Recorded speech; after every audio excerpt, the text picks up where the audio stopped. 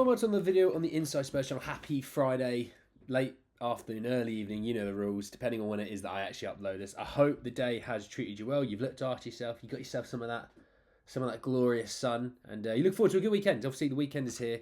If you do work the weekend, I'm sorry. I say it every time, but I'm sorry because I've been in your position, and it's not the most fun, is it?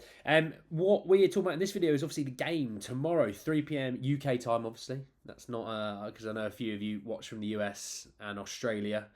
But it's 3 p.m. UK time, the home game against Burnley. So we're talking a little bit about that game. As well as that, we're talking about a really interesting report on Kyle Walker-Peters. So plenty to get into, plenty to talk about. I just want to say that if you're new, give subscribe. You're very much welcome to join us for the journey. And let's. I also forgot to say, have also released a video earlier today talking about Emerson Royale leaving and a club being named in that, as well as an interesting report from the Athletic about the summer transfer plans. So if you've missed that, go back and have a little watch as well. But let's jump into this game. Obviously, a really, really fascinating game, this one. Obviously, 3 games left of the Premier League season.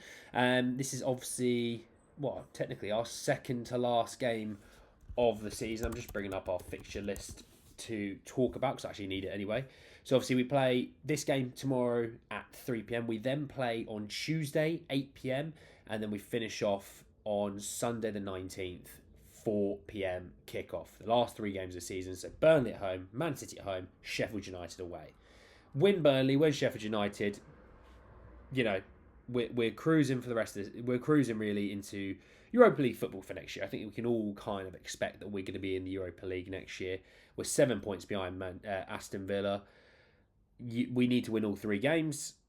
In theory, at least. We're not going to be doing that. Obviously, we are on a horrific run of form, losing 4 in a row.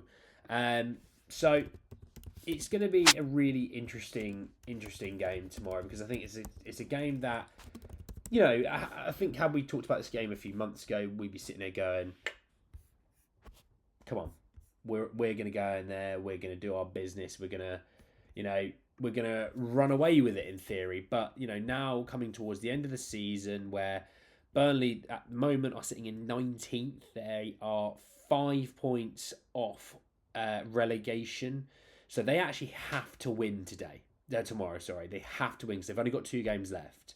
They have to win. So they're going to be going all guns blazing for us. And I wouldn't expect anything else really in that situation. When we look at sort of a little bit of injury news for Spurs, there's next to none, to be honest. In terms of, anything fresh, there is next to none. There is no new injuries. The Ben Davies being out for the rest of the season, Desi Adogi, Sessegnon, Solomon, all that stuff. They're all the usuals, if you know what I mean.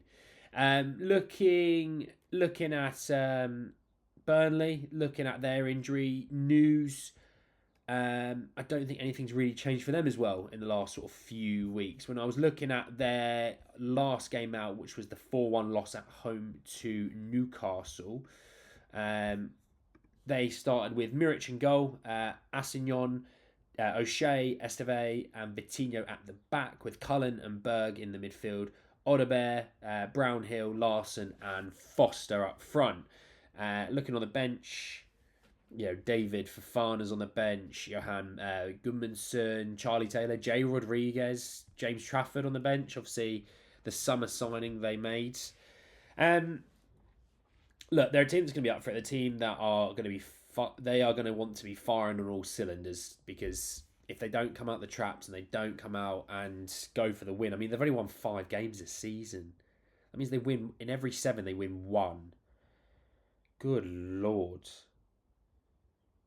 I mean, they're scoring about 1 a game. They're conceding about 2 a game. So with Spurs, in all honesty, I think Spurs will win this game. I think if I had to sort of take a prediction on the guessing front of the game, I'd say 3-1 Spurs. I think we will score goals. They will give us opportunities.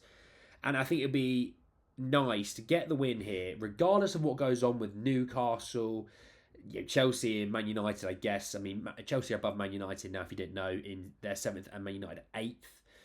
just because of goal difference. They're both on 54. Newcastle are 4 points beyond us on 56. So regardless of that, we win tomorrow. We go, at worst, 4 points clear, okay?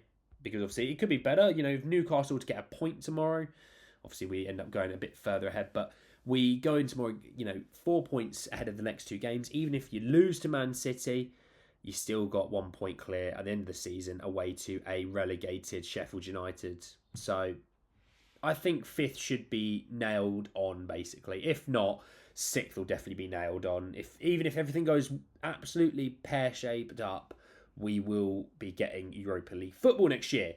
Looking at Burnley's form at the moment, I did have it here. Here we go. Burnley's form at the moment in the last 5. I'll also talk about the last 5. We had a 1-0 loss away to Everton, a 1-1 home draw to Brighton, 4-1 win away to Sheffield United, a 1-1 draw away to Manchester United, and then obviously that 4-1 loss to Burnley. So, some good results in there. You think Brighton, Man United and Sheffield United, good results. Tough results to Everton and Newcastle. Those are tough results. Had they gotten a point out of one of those, it makes this relegation situation a little bit less daunting, but that's the way the cookie crumbles. Having a look at Spurs, like I said, Spurs, no real injury concerns that are fresh injury concerns. I mean, in terms of our last 5, 1 all way to... Sorry, that's the wrong one. 3-1 home win to Forest, 4-0 loss to Newcastle, 3-2 home loss to Arsenal, 2-0 loss to Chelsea away, and 4-2 loss, obviously, last weekend to Liverpool. So, look, get the Burnley one, get the Sheffield United game one, move on into next season.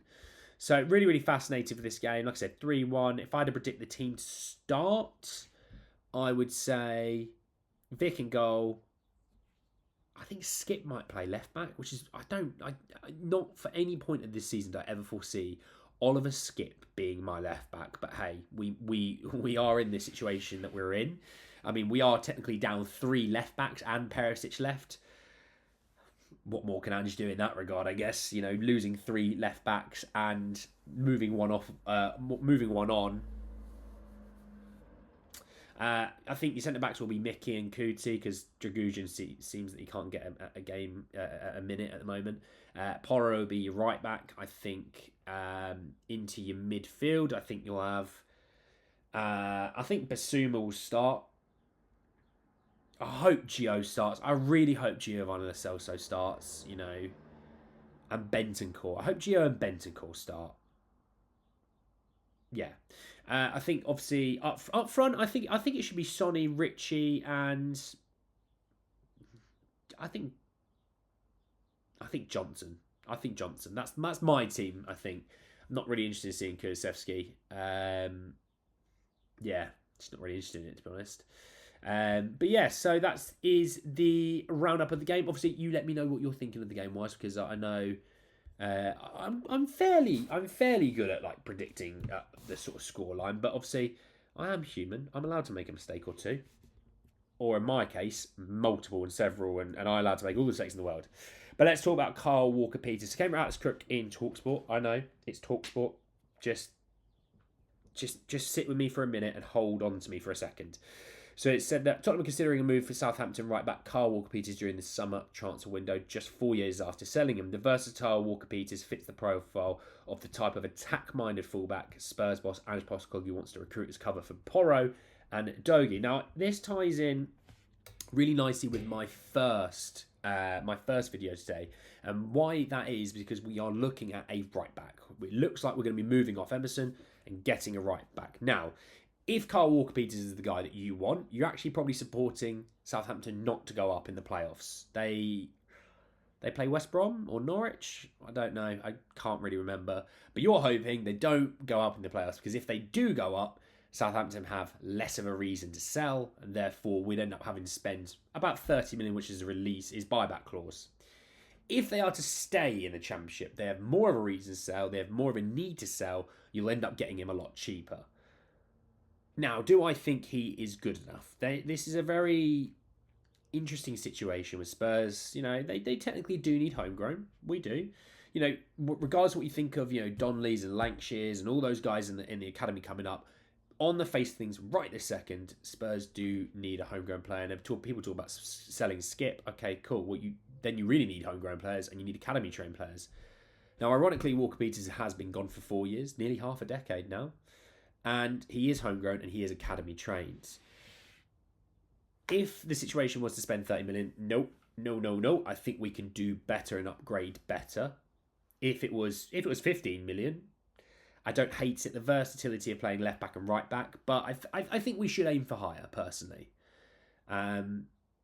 We could do worse, by the way. I'm not going to say this. We could do worse. I mean, you could have another Emerson regen for this system, which doesn't work. At least WalkerPeters can actually move the ball forward with some level of competency. But for me, I would probably want to look more into either a Porro style or a Dogi style. Someone who is either going to be like Porro, who can create a lot and give us a lot from that right back position, or a Dogi, who's just a physical specimen and he's an absolute beast. I don't know. But we shall see on that, because I think it's really, really fascinating, the situation with, you know, the homegrown, the academy trains, you know, WalkerPeters, you know, that side of things. So, but we shall see. But anyway, guys, at the end of the video, I hope you enjoyed. Drop a like on the video if you did. Hit me in the comment section your thoughts, feelings about the game, scoreline, all that jazz. Your team, if you don't think my team's good enough, what would you pick as your team? Obviously, your thoughts, feelings about Kyle Walker-Peters as well. Obviously, subscribe to the channel if you're new and hit the notification for more. But anyway, guys, at the end of the video, I'll see you all very, very soon. Take care, guys.